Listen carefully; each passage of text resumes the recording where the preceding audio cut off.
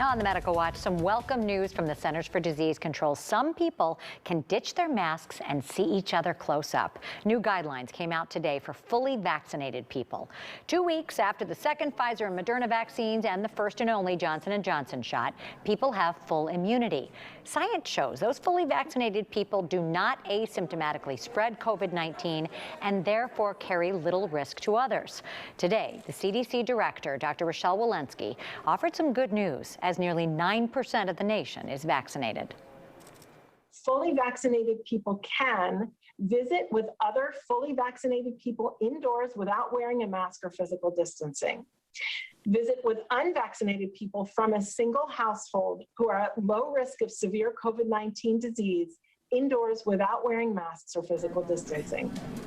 Fully vaccinated people also do not have to get tested or quarantined after being exposed to someone with COVID-19. Those who are not vaccinated, though, are still urged to wear your mask and stay socially distanced. Some people expressed concerns about all three available vaccines in the U.S. since the makers used fetal-derived cells in their research.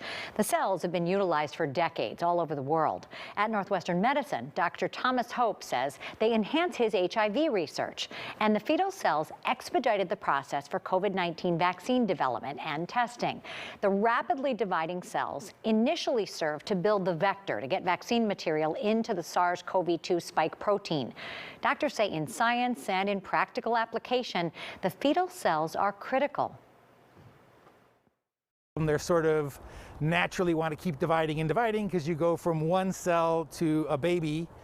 In 9 months, those cells are dividing pretty rapidly. Are fetal cells going into me here? No, under no circumstances are there. Are there pieces of fetal cells being injected into me? No, it's not.